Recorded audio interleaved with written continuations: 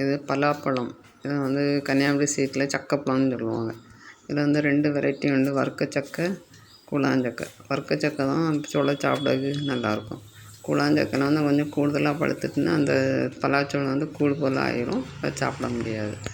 இனி இந்த பலாப்பழத்தை வந்து எப்படி வெட்டுதுன்னு பார்ப்போம். இந்த பலாப்பழத்தை மாதிரி வந்து 2ஆக வெட்டணும். வெட்டுறதுக்கு முன்னால் வந்து அதில் வந்து கையில் வந்து நல்லா பால் கொட்டும். அதனால் தேங்காய் எண்ணெயை கையிலையும் தடவிடணும், அந்த கத்தியிலையும் தடவிடணும். 2ஆக வெட்டின அப்புறம் அதை திரும்ப 4 துண்டாக வெட்டணும். வெட்டிட்டு நடுவில் பால்லாம் எடுத்துடணும். நடுவில் உள்ள தண்டையும் வெட்டி மாற்றிடணும். அப்புறம் அதில் உள்ள தண்டில் எடுத்தவர் அப்புறம் அதில் உள்ள சுளைகளை வந்து ஒன்று ஒன்றா எடுக்க தொடங்கிடணும். அந்த சுளையை எடுத்து அதில் உள்ள நடுவில் உள்ள வந்து பலாக்கொட்டை இருக்கும், அதை தனியாக எடுத்துடணும்.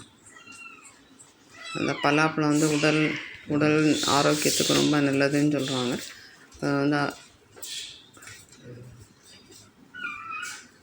அதை வந்து பிபியை வந்து நல்லா கண்ட்ரோல் பண்ணுன்னு சொல்கிறாங்க. அது மாதிரி இதய ஆரோக்கியத்துக்கும் ரொம்ப நல்லதுன்னு சொல்கிறாங்க. அது இப்போ வந்து அதிகமாக எல்லா சீசன்லேயுமே பலாப்பழம் கிடைக்குது. அதனால் கிடைக்கும்போது எல்லோரும் வாங்கி சாப்பிட்டு நல்லா ஆரோக்கியமாக இருங்க. இந்த பழத்தை வந்து அந்த விதையை எடுத்து அதையும் வந்து என்னது அவிச்சு சாப்பிடுவாங்க. அதில் வந்து அதுலேயும் பல வித பதார்த்தங்கள் செய்து சாப்பிடுவாங்க. அதில் வந்து குழம்பு செய்யலாம், இந்த மாதிரி கூட்டு செய்து சாப்பிடலாம். இப்போ நிறைய பேர் வடை கூட செய்து நல்லா சாப்பிட்றாங்க.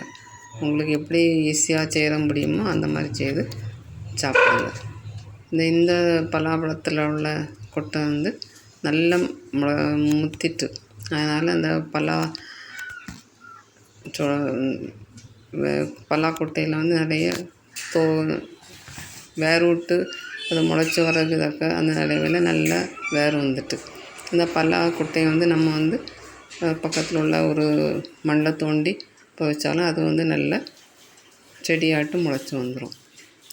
யாருக்கெல்லாம் பலாப்பழம் சாப்பிட ரொம்ப பிடிக்கும்னு சொல்லுங்கள். ஆனால் வந்து சுகர் உள்ளவங்க மட்டும் பலாப்பழத்தை வந்து அளவாக சாப்பிடணும்னு சொல்கிறாங்க. இந்த வீடியோவை லைக் பண்ணுங்கள், ஷேர் பண்ணுங்கள், சப்ஸ்கிரைப் பண்ணுங்கள். தேங்க்ஸ் ஃபார் வாட்சிங்.